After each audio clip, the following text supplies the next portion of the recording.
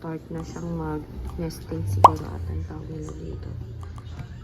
Medyo kanina pa siyang morning na ganyan. Nanood na nga ako ng mga videos kung paano malaman na malapit na talaga siya manganak. Yun nga, may lumalabas na ng milk sa nipple niya. Ganyan, nakahanda na kasi yung baby doon ilalagay yung puppy. So, yan. May ilaw yan. So, bubuksan ko yun kapag yung may puppy na or pag habang nanganganak siya. Nilagyan ko rin ng karton. Wala nga kami karton. Kasi nga po kami mga karton namin. So, need pala ng karton para meron siyang nasisira na siya ng yan na siya. Malapit na talaga siya manganak. So, itayin ko yung asawa ko. Siya. Kasi ako may pasok mamaya. Alternate kami. So, buti na lang. Di kami pares ng work ng asawa ko. Ng time. So, may alternate kami. So, nagsisira na siya ng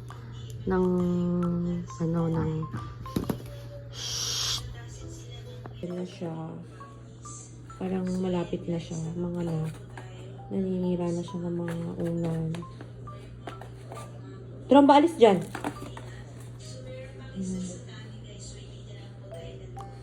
Parang malapit na talaga siya. Naka-ready naman na kami. Basta yung mga gagamitin. Yan, tawid na dyan.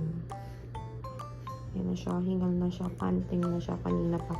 Since morning pa siya ganyan eh. Pero nakakatulog pa siya.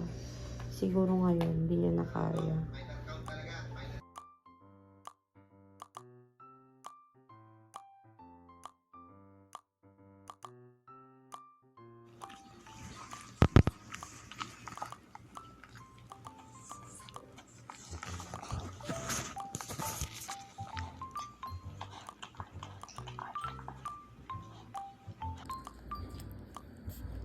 First baby is out.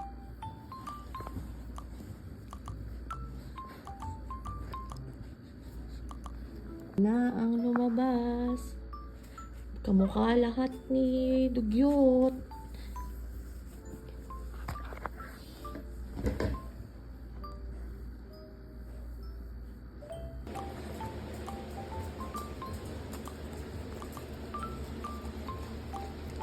Hala, yung isa ata na yung tenga ni Frenchie. Ito tenga to siguro ni Coco.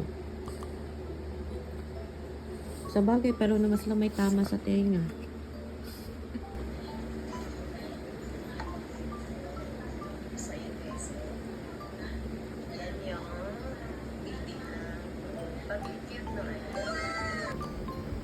Oh, cute. Oh.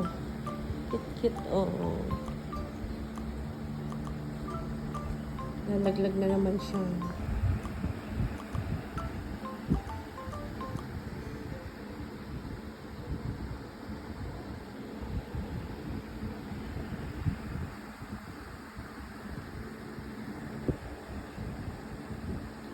Ito, kamukha ni Frenchie. Yun, Frenchie pa din. Frenchie. Ano ba? Laksan din mo, Frenchie. Grabe, lalakas kumain. Ang tataba na agad. Hindi kaya ma-overfed to. Ayan, second day na ng mga puppies. Ang cute! Ang bobotsog ng anak ni Frenchie sa ni Coco. So, hindi ko alam. Pero, yan ba talaga pagtingnan ng mga dogs? Para silang nagugulat.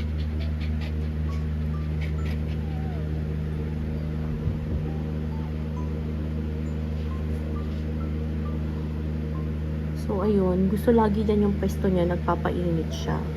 Yun yung maliit na puppy na yun. Yung isang puppy na. Yung more yung kakulay ni Coco.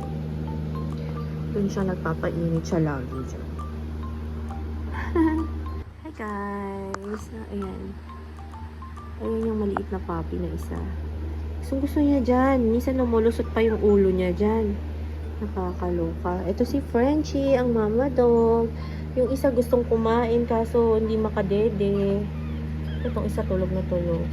Parang feeling ko may something tong isa. Kasi hinahabol nila yung init oh. Gusto nila sa mainit. Frenchie! Ba't gusto nila So, ayan nga. Pinapagalitan ko si Frenchie. Kasi gusto niya laging kunin yung baby niya, tas nakakagat. Kaya kinakabahan ako, baka mamaya masaktan, di ba? Walang i-video tong isa. Ito yung pinakamataba sa kanila. Ang cute! Lagi siya lumulusot sa sa cage niya. Kanina nakalusot siya. Nakakaloka sa taba niya. Nakalusot siya. Si Bochog. Si Bochog kasi ang taba niya. Lakas niyang kumain. Dumede. Para siyang biik na maliit. Thank you for watching. So, follow natin yung journey ng tatlong bilot. See you on my next vlog. Bye!